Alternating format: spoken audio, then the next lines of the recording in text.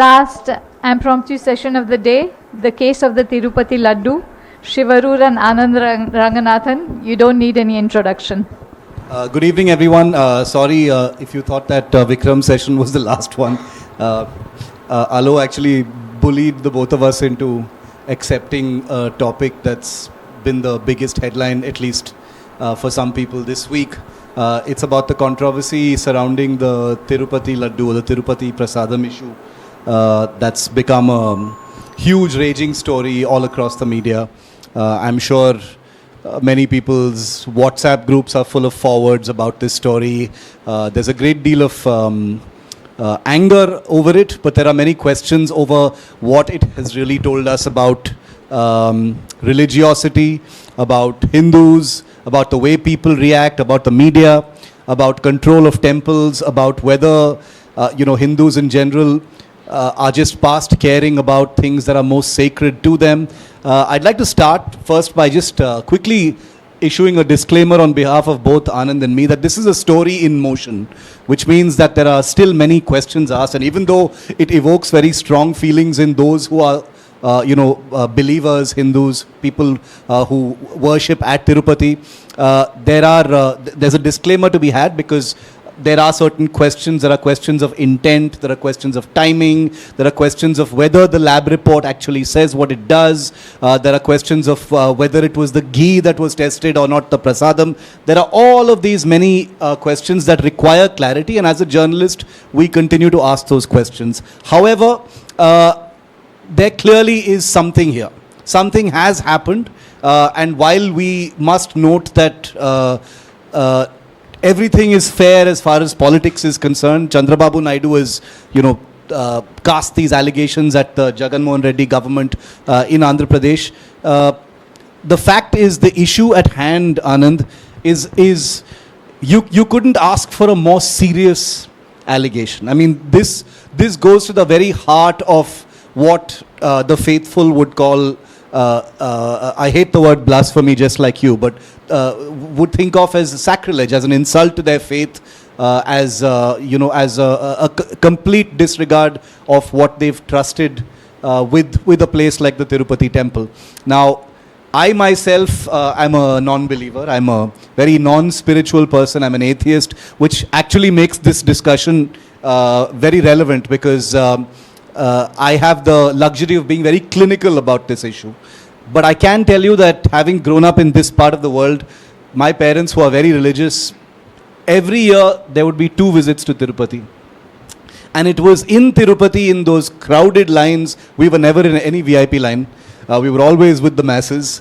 That was my first, as a little boy, that was my first... They weren't journalists. That was my first brush with what faith looked like. Because I saw people, and I'm sure many of you have been to Tirupati, but people who've stood in those lines, they were endless lines which would go on for hours and hours through tunnels and, just sweat, and, it was really, really uncomfortable. And for a little kid, it was torture. But that was my first brush, perhaps, with what it was like to see people who believed and were willing to endure inconvenience and a great deal of discomfort to finally get that very, very sought after darshan. So even though I myself don't have religious faith, I very much recognize and empathize with the anger that people feel, especially about the Tirupati Prasadam. So I'd like to start by asking Anand, and I'm going to keep it very specific and as narrow as possible. Anand, what was your first reaction? All the disclaimers we've put aside, and I will list some in just a moment. Your first reaction when you heard about this: animal fat, beef fat, fish oil, lard, etc. in the Tirupati Prasadam. Thanks very much, Shiv. It's an absolute pleasure to be sitting with you and discussing what is, as you said correctly, a developing story. My first reaction, honestly, was, my God, how easy it is. I could not believe that it is that easy to desecrate the faith of millions, tens, hundreds of millions of people. That was my first reaction. Even though questions have been asked about what next, were you surprised were you surprised that there wasn't a bigger reaction from the public? Because I remember when I was looking at it, I was like, wow, nobody's making a big deal about this. And the Tirupati temple is one of the highest temples in many ways. Draws devotees from all across India, all across the world in their millions. It's one of the richest temple trusts as well. And we'll get to temples in just a moment. But were you also surprised that, or did it make sense to you that everyone was just carrying on? Of course, there were outrage. As Vikram said, there were a few tweets here and there, but that's about it. It didn't surprise me because this was Tirupati Laddu. Had it been Halim that was being offered at iftar dinner, and that had turned out that it had lard, yes, then it would have surprised me, the lack of outrage. But out here, it doesn't surprise me. Because it has always occurred to me that Hindus being sensitive about their beliefs, about something like this, is commonly seen as something to make fun of or something to jeer at in this country. I'll give you an example of this issue at hand. I don't know if you've seen a tweet from a communist leader called Thomas Isaac. He's put up a tweet today with a picture of Malabar Parota and beef today. A picture of that, knowing full well that people recognize exactly what it is. Saying Kerala is the number one state in the country as far as food safety is concerned. Will be number one country soon. Even as the story was playing out, even as not all the facts of it were actually known, it looked like there were people out there willing to, mock people feeling sensitive and feeling hurt about something like this, even though all the facts are not out yet. No, absolutely. But, one has to go a little bit deeper than that. You will always find, I come from a place which is a den of communists. You'll always find people who are ready to provoke in the name of free speech or whatever, selectively targeting only the Hindus. You did that, you found that during the Durga Puja celebrations, everything. That's not the issue. There are 3 or 4 issues, if I can, go a little bit deeper into all 4, because they're all connected. The first one, as you rightly said, how relaxed is possibly the wrong word, apathetic to what has just happened, are not just Hindus, but the state. That's the issue. Because rightly, of course, as you said, this is subject to testing, but I'll come to that. There are, to begin with, before your questions, I thought it would be nice to clarify what exactly is the chemistry behind this. How do you detect it? But away from that, I will describe that a little bit, whatever little I know. The fact is, the monthly hundi collections of Tirupati are in the range of 700 crores, if I'm not mistaken. That calculation came about because when Mr. Modi inaugurated the 350 crore Kashi corridor, and people said, well, that's half the hundi collection of Tirupati, so, let's not gloat about it. If Tirupati was in the hands of Hindus and its money, then we would have made hundreds of corridors, around the length of the country. Now, you have a temple that's earning 700 crores per month. Okay, that's more than $1 billion a year. Just the hundi collections, remember. Forget about the land that it owns and everything. And it doesn't have a gas chromatography. It doesn't have high performance liquid chromatography. For me, that is the biggest sacrilege. That you're making food that has to touch the feet of the Lord before it goes to the devotees, millions of them. And you're testing the food randomly, just one sample, possibly a year. The food, before the laddus are prepared, the ghee should be tested every time the laddus are prepared. And it is so easy. All you need is a gas chromatography. You have the RM factors for ghee, and I will come to that. You need to find out the contamination through HPLC. The machine costs less than 1 crore, which is 1/700th of, that itself, I can't, bend my head around this. That's the story.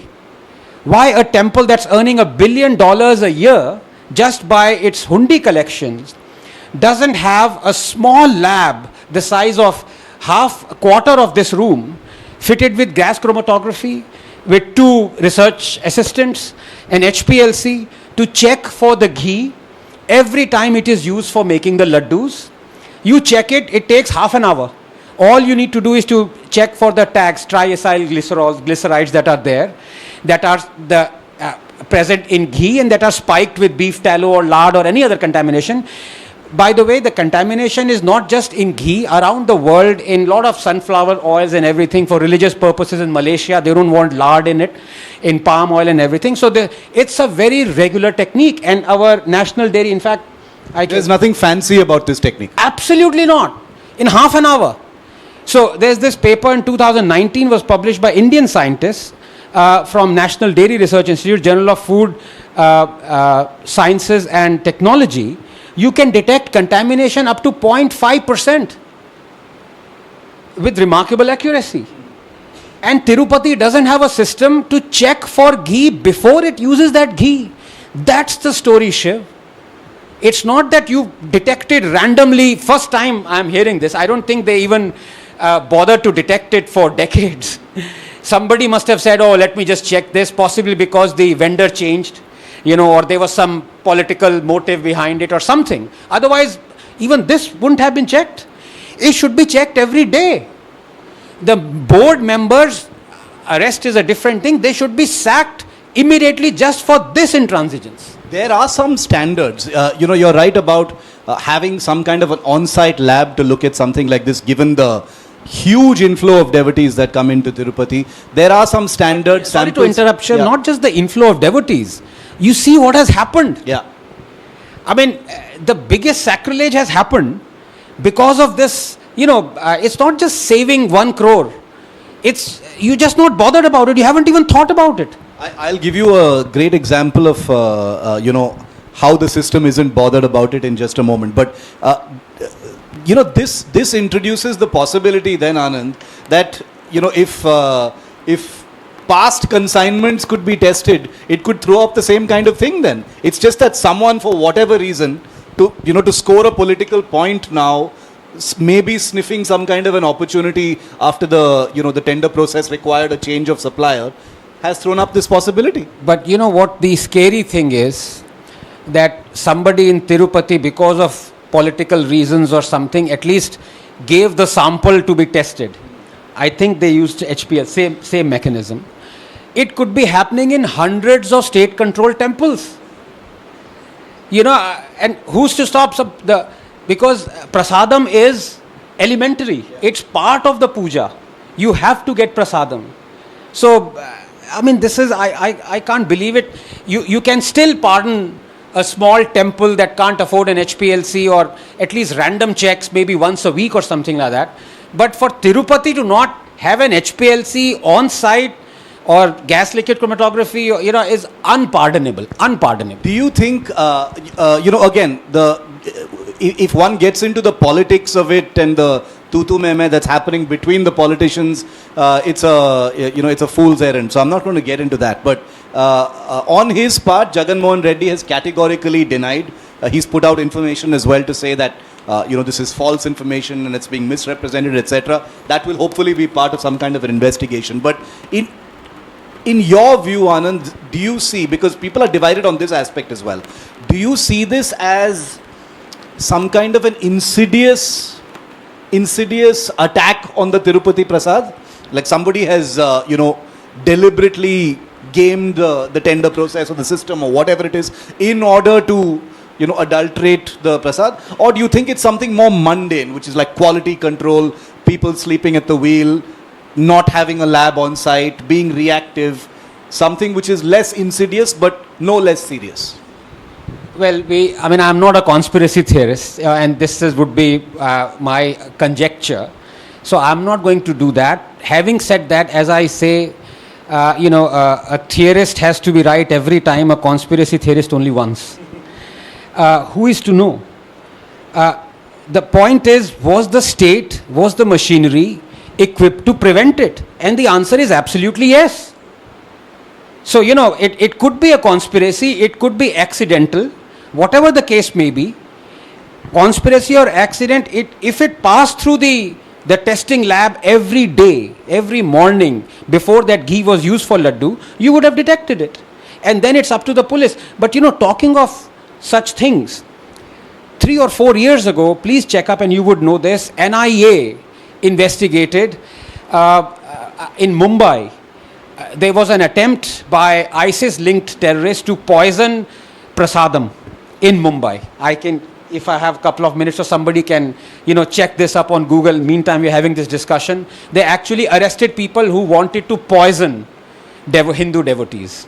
So this is not in the realm of fantasy. That's why I said my first reaction was how unbelievably easy it is. All a guy has to do is to take beef tallow or lard or something and go to the kitchen, sneak in, just add it to the thing. And next thing you know is millions of people there. But as I said, I'm being sarcastic here. Hindus are easy meat, pun not intended. But the fact of the matter is that we will possibly take it in our stride. We'll say we are 9th class citizens. Let's change. Let's actually all start eating laddus with lard and beef tallow. When you took the example of Halim, it could be an example from any other community. It doesn't have to be from Muslims. You were attacked quite a bit, saying, why are you bringing Muslims into this? This is a Hindu issue. But it occurred to me that the absence of reactions from those who would normally be screaming from the rooftops, influential voices. I'm not just talking about social media. Social media is important, but I'm talking about influential, powerful voices with skin in the game and power in the system, have had absolutely nothing to say about this. It's almost like people like you have practically had to remind people and educate people that, hey, hello, excuse me, we're talking about Tirupati. We're talking about a temple that is considered as one of the the highest religious places for Hindus around the world, and nobody seems to even be getting their blood up about it. But Shiv, on another note, and I've said this before, like many people have these philosophical razors, Occam's razor and all that. I have an Anderson razor, which is, I don't blame Warren Anderson for doing what he did, escaped, I blame the people who let him escape. The job of a criminal is to escape. I don't blame Warren Anderson for it. I blame the guy who put him in an ambassador car, I think light blue was the color, I still remember, and took him to the tarmac in the middle of the night, made him hop onto the charter plane, and out he went. That guy is to be blamed. So I don't blame if this was done by an accident because the vendor changed, he wanted to cut cost, or it was a conspiracy and it was deliberately adulterated. I blame the state that controls the temple. I blame the board that did not even see it right to spend 50 lakhs on buying a machine that could detect this before the ghee was used in laddu. That for me is the crime. And I think, how do you solve it? You can't solve it with the present situation the state is in, because there is a conflict of interest. I mean, would the board members be arrested? Obviously no. And there is deliberate reason for this to go into the realm of politics, because in tutu meme, no person would ever be caught. And as I say, millions of Hindus would simply reconcile. I'm so happy, and you in fact took that video of my chatting with Vishnu. I don't know whether I can't see him here. He said he's outraged. He's saying he's going to file a case, he's going to come onto the streets. This is Vishnu saying it. And when I took the analogy of Halim, and people said, I didn't bring in a Muslim angle. This is not a Muslim angle. I'm just telling you the reality. You had a woman who quoted Islamic scriptures. She was pilloried by the Supreme Court. She was, given threats of beheading. The Kanpur city was on fire because of that. Riots took place for someone who quoted scriptures. More than half a dozen people were beheaded because all they said was not even quote the scriptures, say we support Nupur. This is the reality. I talked to Deep about, the Hazrat Bal thing. These things erupt. I'm not saying Hindus should erupt, but I'm saying, and I come back to this point, you have 1 billion Hindus, it's not their job absolutely not their job to come onto the streets to even see this happen. They have bestowed these things onto the people whom they've elected, who promised to work for them. It's the board's responsibility to put that damn HPLC machine there. So, I don't know. It's, as Vikram said, everyone is so despondent. Speaking of... we are atheists. Yeah, speaking of looking to elected representatives to intervene and do something,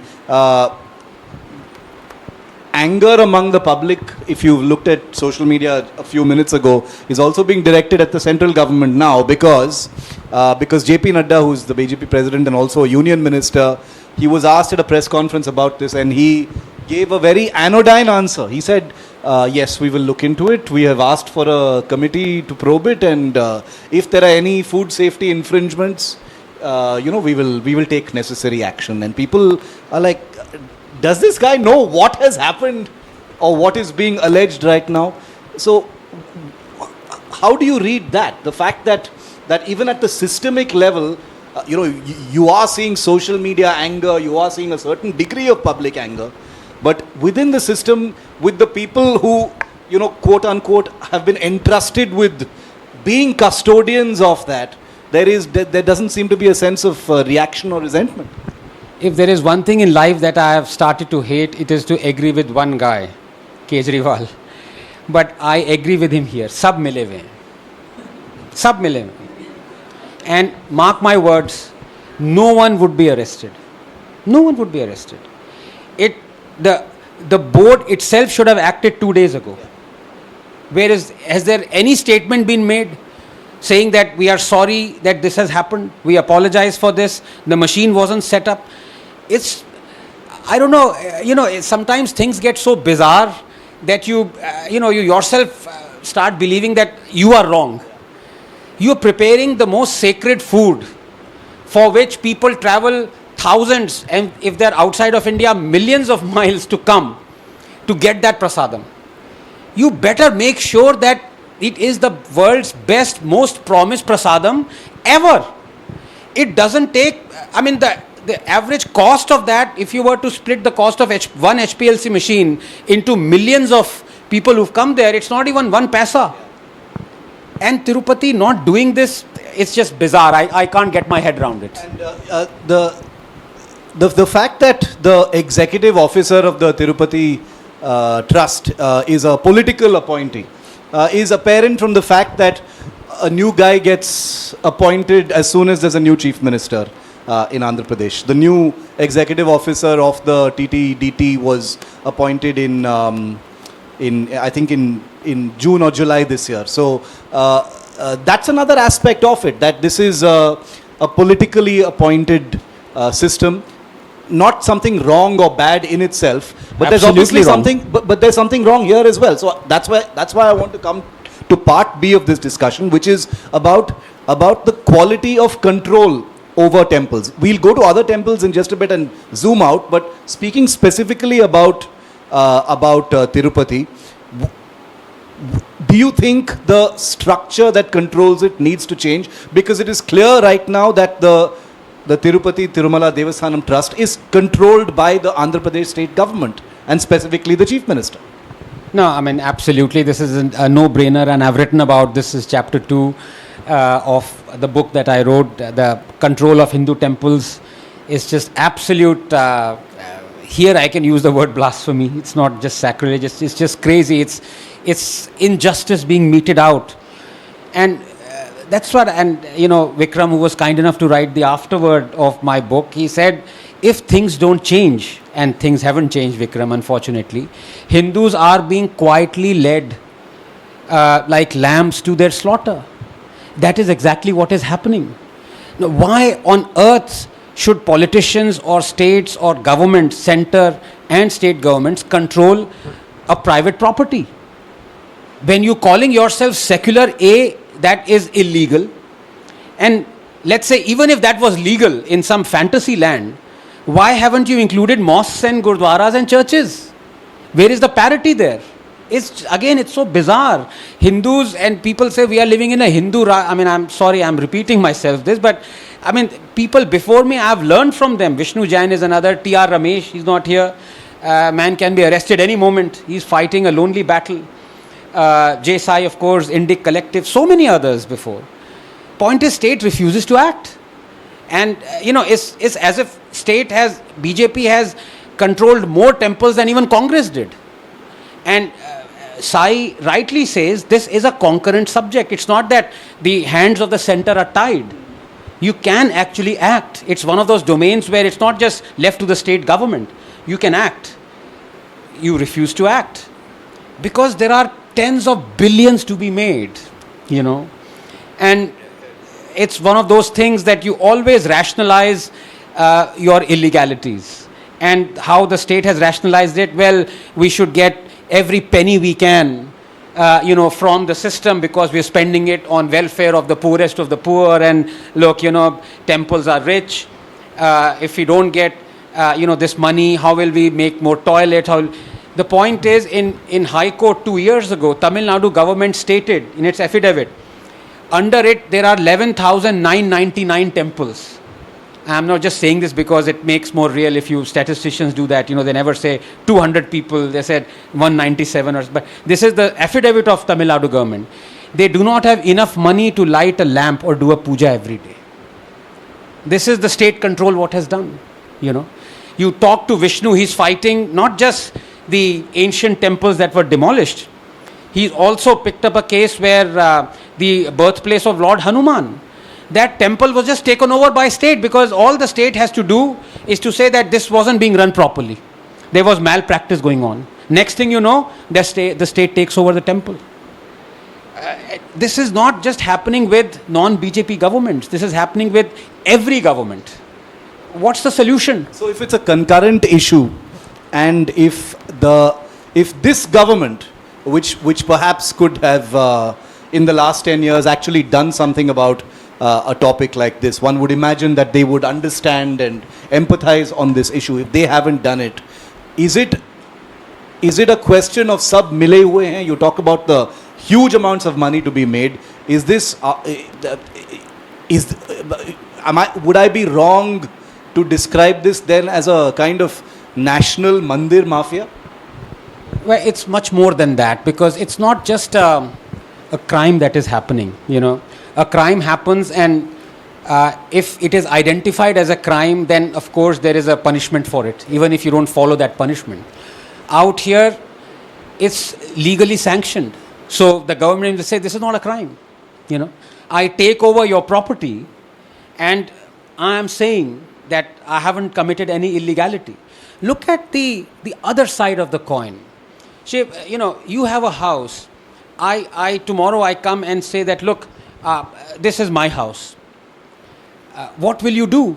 You will go to the court. But if I am a Muslim, I will say this is my house because my Waqf board says so. What will you do? You will not be allowed to go to the court. You would have to fight it at the Waqf board tribunal. And after that declaration, Lord have mercy, you can go to the court. Earlier even that was not allowed.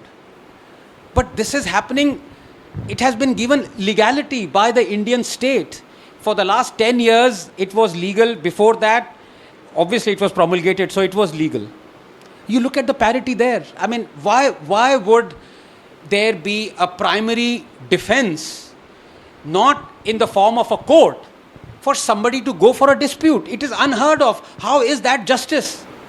Justice is meted out by the courts. You don't make a second court. You don't say, look, I don't believe in this. This is my new court that I have made. First you come here, we will fight whatever time and money or effort it takes. After that, if you lose, then you can go to the other court. It's bizarre, but it is legal. And, let's curse the politicians till the cows come home, whatever it may be. Why is the Supreme Court quiet? As Vishnu said, where is the suo motu? Why is it quiet? Does it not see illegality? Does it not see malpractice? Does it not see lack of action? It's totally quiet. So let us include the judiciary in this pool, It sometimes seems like the Supreme Court will take suo motu cognizance if there is a certain critical level of outrage? Where is the outrage here? I don't think it goes by outrage, it goes by its fear. You know, it would be very crude for me to repeat one of the idioms that I've used, "Char nibu nichodne se doodh bhi itna nahi fatta." But that's the fact. I mean, I gave the example again at the risk of repeating myself because some people might not have heard my conversation with Deep here. The Supreme Court castigated Nupur. The Supreme Court said, you've burned the country, you know, for quoting scriptures. And the Samajwadi Party MLA, he said, burn Ramcharitmanas, and it went to Supreme Court. Supreme Court said, why are you so touchy, guys? Relax. So it is fear, it's not outrage. I don't think Hindus outraged, of course Muslims outraged, so yes, there could be a little bit of that, but it is the fear. If you don't act, you know, then the outrage might come. So it's just not just reacting to outrage, it is the fear of outrage. Coming to the final part of this, and then we'll open it up to questions, which is about the control of temples. And now I want to try and focus on some actionable points, because you've written about it, Vikram has spoken about it and written about it as well, which is that who needs to make the first move? You say it's a concurrent issue, you know, the center does not need to wait for the states to act. Can the states act first? Can the center act first? And what needs to be done? Can you draw us a specific picture? Well, in one stroke, it'll take 10 seconds for the cabinet to approve the signature of Prime Minister Modi to abrogate the Endowments Act. You know, of course, it will go to the Supreme Court. The states will take it to the Supreme Court. But then, you see, the thing is, this act was brought in by the Congress. And Congress brought this act so that it doesn't have to act on the directives of the Supreme Court. There was a 1954 Mutt judgment in 1959 just so that Congress doesn't have to follow the strictures of the Supreme Court. It brought in this. So it didn't overturn the Supreme Court Act, it just brought this Endowment Act. So by overturning this act, the BJP government would be siding with the Supreme Court. You know, it's overturning of the overturning. So it's like back to square one. It's like double backflip. It just doesn't want to do it. So that's the first thing that needs to be done. Absolutely. I mean, it's just, and you know, many people are saying, again, they have rationalized this, saying, oh, there'll be caste discrimination and who do you give it to? It's none of your job. It's a private enterprise. I'm sorry. Tomorrow you will say that, look, Ambani and Adani are not running their things properly. Let me take over Adani. Okay, that's been done. But, you know, let's talk of... sorry. I just thought people were so serious. You know, let me inject some humor. Take over companies. Communists do that, you know. And the other rationalization is, well, it's not just a company. Look, astha and faith of millions is dependent on it. Tomorrow, if there is discrimination, are there not laws against discrimination? There are. If there is discrimination, you deal with it through Indian laws. But you simply rationalizing something that you don't want to give up. That's the bottom line of it. Finally, circling now back to the Tirupati temple, to keep it as the emotive example in front of us. If not for a state-run trust and a state-appointed trust that runs it, what kind of model or what kind of structure do you see or do you think should come in its place to run the temple? So it's like, okay, and I'm not denigrating or disrespecting the faith of Hindus, because I've written this in the book as well. And both Sai and Vikram have read the book. So if you blame me, then blame them also, because they've ratified the book. So what I've said is that a temple, again, nothing to do with faith, it should be run like a private company. You float it on the stock exchange. The better the temple, the better it does, more people will invest in it. The richer it will become. Of course, this has got nothing to do with faith. It's to do with the running of a successful enterprise. So, likewise, a company, how does a company decide the board members? It decides through its own acumen, through its sense of fair play, justice, whatever. And those things can come. Yes, you can have retired or functioning members of the judiciary. You can even have a politician if you want, cutting across party lines or whatever it may be. to decide who the board members are going to be. But, to have the, to clutch the temple and everything it owns, money, hundi, land, in your talons, is unacceptable. And that has to change, Shiv. I mean, it can't go on, because what we don't mention out here are the long-term repercussions. What we don't mention are the other things that are discriminated against, by the constitution against Hindus. We're not mentioning the RTE. I'll take a minute to tell you how, in conjunction with 93rd Amendment, it's forcing tens of thousands of only Hindu schools to shut down, because the onus is only on Hindu-run schools to provide 25% reservation for economically weaker section, not on Muslim-run or Christian-run schools. So what happens to the parents whose children have been, can no longer go to Hindu-run schools? They will go to Muslim-run and Christian-run schools. And what happens in those schools, we know, subtly or not so subtly, because it is a religious obligation, they will preach, they will proselytize, they will try to convert. And Hindu temples are being stopped, prevented by the state from opening tens of thousands of schools, hospitals, pathshalas, or whatever you may be, that may keep Hindus from leaving the fold of Hinduism and going towards other religions whose people have enough money to spend to, attract them to their fold. A destitute Hindu family, any one of us, why wouldn't they go to a Christian missionary hospital if your family member is sick? Or why wouldn't they take their, children for admission into the schools? This is going to happen. This is the long run. It's already started happening. It's already bearing fruit. 20, 30, 40 years from now, preferentially, Indian children would be going to non-Hindu run schools. And then you would say, oh my God, I should have thought of it 30 years ago. So it's got a domino effect. Temple control is not just the state relinquishes the thing. It hands over the money that is rightfully belonging to the Hindu temple. Let it spend that money. And obviously, you're going to have corruption. I mean, come on, you have corrupt companies, you have honest companies. Is that an excuse for the state to take over all companies? No. And that also cannot be a caveat for you to not do what must be done.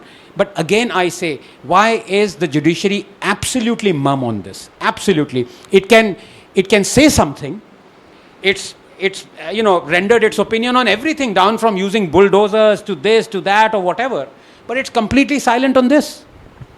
I share Anand's cynicism and skepticism about whether this is going to be some kind of tipping point, because from what he has said, from what Vikram has written as well, it's clear that there is the contours of what to do exist. What needs to be done exists, how this system can be replaced with something that is more professional, more accountable, more corporate, like you said. Well, sorry to interrupt, Shiv. That formula exists. You have Ambanis regularly going to Tirupati. We've seen the pictures. You have Reliance Life Sciences, right? It's a huge multi-billion crore enterprise.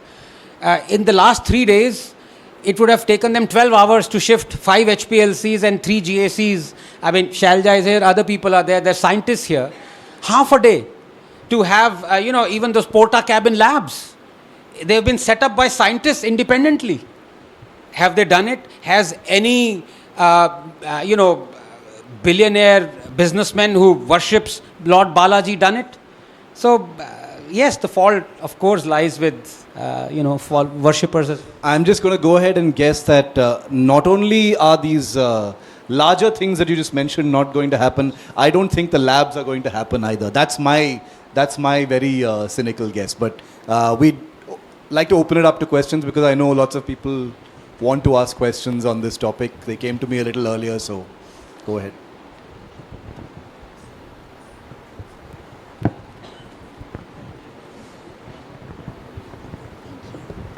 Can I take a show of hands before you ask the question? How many of you have had Tirupati Laddu?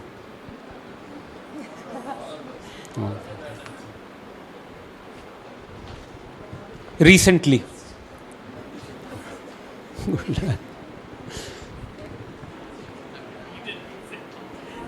Namaste, sir. So I have two questions. One is like a very structural doubt that how state can take over a temple because of malpractice. Is it possible to claim control over temple from the state because of this? Oh, you mean reverse? Yes. Who will do that? For instance, right now we have like good advocates who do file for communities Vishnu Jain. I mean, I don't know whether it's possible. I don't think it's possible, because when the state takes over something, it's yes, it's a one-way street. Yeah. So for my second question, it's we can see that of course there's a belief that the current government is inclined towards Hindu welfare, but it's a belief, yeah. Yeah, right. it's a belief that. But we can see that it's even though there are there's a increase in takeover of control of temples, but then we do celebrate that because of this government we got our Ram Mandir back just because, and coincidentally that 4 months before the elections. And so what do you have to say in this, that every 5 years they will give a lollipop for voter bank and all, and and everyone else also believes that it's that they are they are working for Hindus. I don't know what was the question. That I want your remark on this, that they are handing out this lollipop every time they need it. No, I'm I would like his remark. She's asking Anand if he agrees with her. 100%.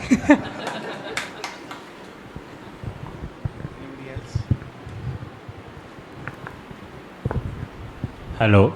I wanted to ask, the feeling which everyone is getting is quite devastated.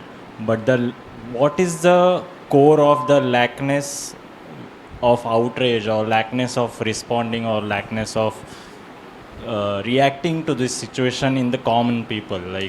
What is it stopping them from talking about it or sharing the feeling of that devastated feeling?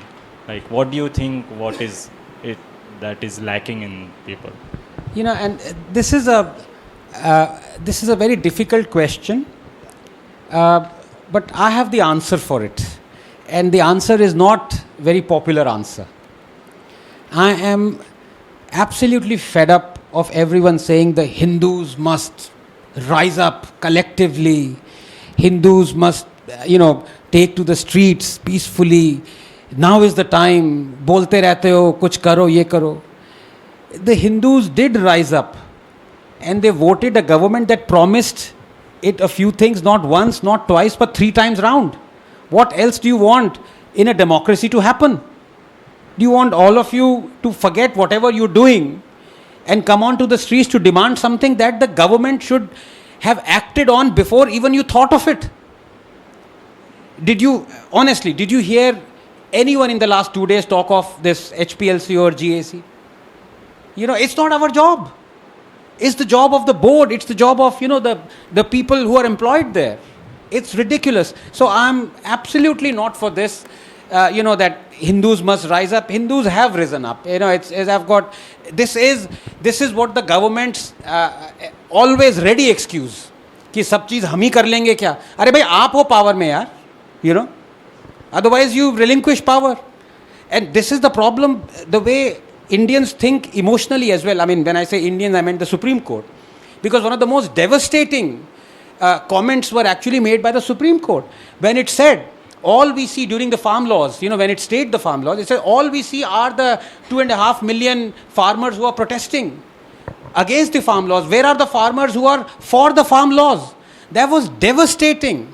What did the Supreme Court want? That 250 million farmers who are farming in Telangana, Odisha, Tamil Nadu, Kerala leave suddenly what they're doing, producing farm goods, products, take a bus, bullock cart, train, go to Tilak Marg and sit outside, do a dharna outside Supreme Court that we are for farm laws. Is that how democracy works? So, it's just bizarre. You should not be doing anything. That's why I said it's unpopular. I'm sorry. No, but I agree with Anand also, which is also the reason why I asked him not once, twice, but 3 times about the lack of outrage. You see, it's become part of our system now. If we don't see outrage, we think it's not an issue, and we've mistakenly and I think dangerously made us the sort of vehicle of change. We're not supposed to do that. It's supposed to be. Can the I add to responsibility that, of the Shiv? government. If you're outraging, right? If the citizens are outraging, you're not a civilized state. Because the people who you put in power, they should act before the outrage happens. That's what responsibility is. That is how companies function. You have a hierarchy in a company. Every time do you think the guy who's temping, he's the one who will tell that all those 100 people up that look, you're wrong here, look, you're wrong here. No, that's not how a proper, responsible, civilized state or a company functions. You should not be doing this. So basically the system is always reacting and responding to according to their advantages, not people's advantages. Of course, on Twitter, please outrage as much as you can, but this is... I have a question. You said that we shouldn't show an outrage, right? But the government which we have elected should be the one who should be acting on it. So how do we get to do that? Ma'am, how do you get to make sure that the government is acting? I mean, that's democracy itself, and if the government doesn't act, then you throw that government out, Yes.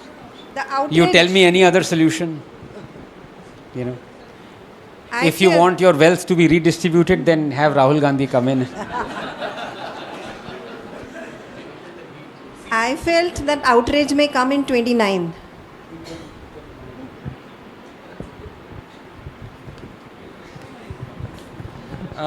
I had just one point. While we are advocating for religious capitalism in one sense, when we say we want to run it as a company, there are many things that come along with it. So while I don't disagree with the points you're making, maybe there has to be some state intervention as well when things go wrong. So like we have a SEBI for the share market, there could be something for the religious one as well. Beautifully said, except that I don't agree that SEBI is controlled by the government. It is not independent. It is not, but it is. There should be an independent body. Yeah, it is a semi-government thing, but end of the day, There is nothing like semi-government. You need one politician. That's enough. Yeah, but we don't have precedents of this kind of thing. Where even if you look at Western countries, we don't have where such large number of temples have been given to people who have to maintain, and they come along, form their communities, and then they run it. I mean, very few cases is what we could find. That's what I have read so far. The mistake I think most people might actually make if they think that even beef tallow in Tirupati Prasadam will result in change is to underestimate the power of the kind of status quo that Anand was talking about. The system. You're talking about... SEBI perhaps is one example, but there are very few examples in this country of, adding an agency or adding a regulatory body and things getting sorted out in a meaningful way. To the market, you have to have some answers. But the citizenry also has to be, in that sense, aware. I'm not saying you have to react or outrage, but for example, during the Sabrimala judgment, right? You had the Shah Banu judgment, and Muslims protested, and that judgment was overturned. It was one of the most progressive, amazing judgments. I've read that thing, the harbinger of UCC and whatnot. It wanted to help a poor widow, right? Out in Sabrimala judgment. Now I ask you, when you're worried about discrimination, the state must have regulations. Do you believe it is discrimination when one temple says that the deity requests that women of a certain age not come to that temple? In the same vein, you have dozens, at least 10 temples, and I've counted them, where men are not allowed. So is it discrimination? It's perceived discrimination, it is not discrimination. And yet the Supreme Court said this. It went against the Sabrimala, the wishes of the deity. Everyone was silent. If I'm not mistaken, it's under review right now, but it's already been 3 years. I don't know when that review would come. So where is that awareness? Did anybody from the government come and say what Sai has been saying? This is not discrimination. Have you filed a petition to demand that men be allowed to go to those 10 temples? There is no such thing. Do you have a petition that says Roman Catholic women can be ordained as a priest because right now they can't? Do you have a petition, in fact, Muslim women did, Kerala High Court threw it out, that women are not allowed in some mosques to go to the sanctum sanctorum? This is what is happening, I mean, people have to be aware of the discrimination. The state has to come. But more than the state, I think it's the judiciary that has to come, not the state. Just on a lighter vein, you know the problems of a resident welfare association, the kind of corruption that it comes with. So imagine what will happen with the temples. Not in my RWA, in Shiv's RWA, there's massive corruption. Shiv was the president of his RWA, and then he was unceremoniously kicked out. Okay, I refuse to redistribute the wealth. Shiv and Anand, I don't really have a question, but it's a bit ironic.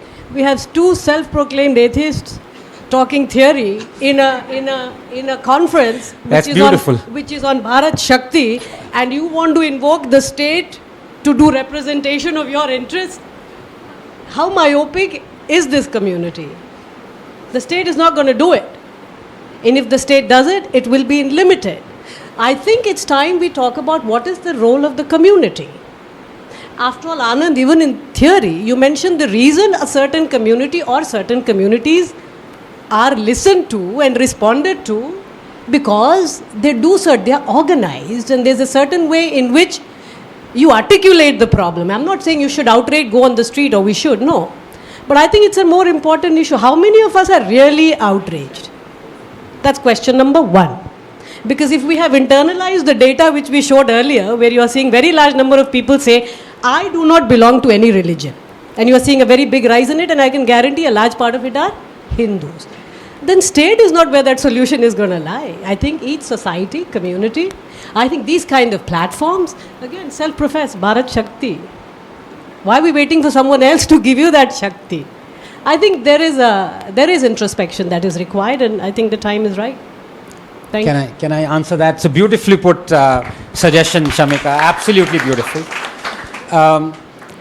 2 points in response to that. Number one, I think it is absolutely glorious that 2 self-proclaimed atheists are talking about this issue, are as outraged as believers are, because that exemplifies the glory of Hinduism. When you have Charvak philosophy that promotes atheism within this fold of life or way of life or religion, what more can be more glorious than that? When you have Lingayats who, deny the Vedas as a fold of Hinduism, that is the beauty of Hinduism. It's a way of life, The second point is, Shamika, you very rightly say that the citizens should be aware of it, should act. But I'm saying whenever a state makes a mistake, I think it's the prerogative of the state to correct that mistake.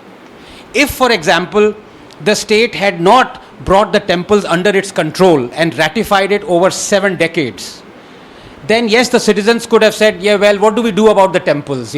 Let's talk and let's meet and everything. But here it's very clear cut. The state acted in a draconian manner. The state usurped private property. So the state must be asked to relinquish that control, is my limited point, but otherwise fantastic. Hi both, major fan. I just wanted to... Of me or Shivaru? Both. Don't discriminate. So basically I represent the press, and I just want to talk about some very real issues. So it's not so much about outraging or talking about issues, but clearly there is a gag order here in TN specifically. And you've seen that happen, where it's like a second emergency, where over 100 journalists have been jailed. Only for speaking out critically against the ruling government. And I happen to belong to that fraternity. So while we would love, to speak out against these issues, there is a suppression of our voices. And moreover, I see this on X as well, where there's a lot of right-wing accounts that's been getting suspended. They are limiting the reach. It's happening to my own account. Every other day there's a label being put on my account saying we're going to limit the reach, of your tweets, etc. So there is a larger conspiracy. I mean, there's no doubt about that. Also, coming to the issue of hate speech, which is also rising on X, and I don't know if it's just on my timeline or if everybody else. Can you come on the question? No, I just, it's basically around regulations. So how do we fight this? Because one is, of course, citizens can outrage as the fourth pillar of democracy. We can amplify that.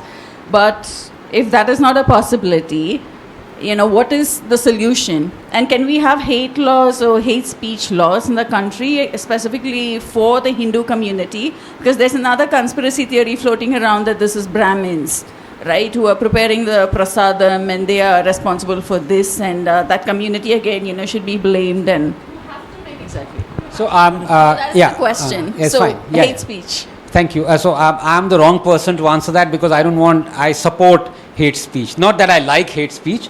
As a free speech absolutist, I don't mind it. So that's one.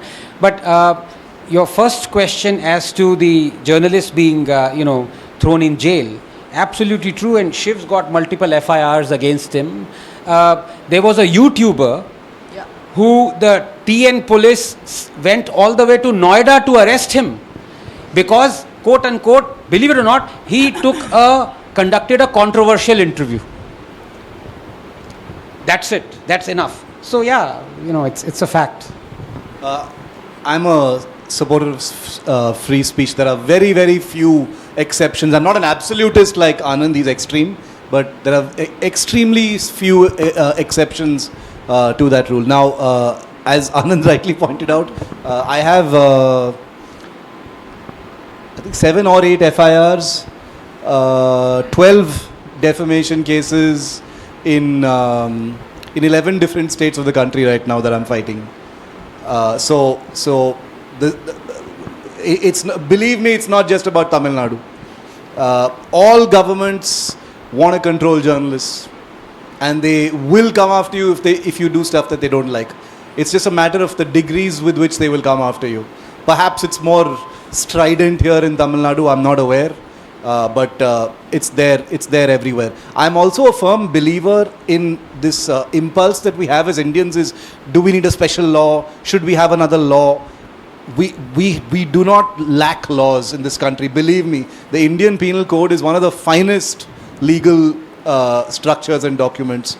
It's a question of enforcement, it's a question of uniformity, it's a question of regulation, it's a question of doing the right thing at the right time, not selectively. That's what the problem is. It's not about having special laws. And no, I don't think Hindus need special laws at all.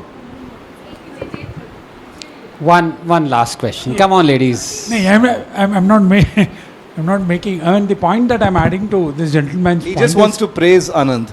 Yeah. Yes, I want to praise Anand and you as well. Then two more questions. Yes. So, yeah, I mean, our old systems did have mechanism of managing system on its own.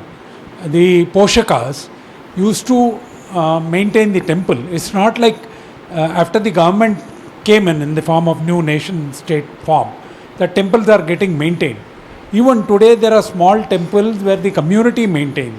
There are people who fund, who manage the fund, who bring in the supplies, who know the festival, everything. I mean, the fact remains is that government has to simply get out of this control and people will smoothly take over and manage it. I mean, some wobbling will happen for some time, but yeah, there are systems in place, functional, absolutely functional. People don't understand that most of the control that is most damaging to Hindus is not through direct control of the temple itself, but temple land. Yeah. T.R. Ramesh says that the temple land that Tamil Nadu controls, it should be getting 6,000 crores per year. It gets 58 crores out of it. Yeah. Thank you very much.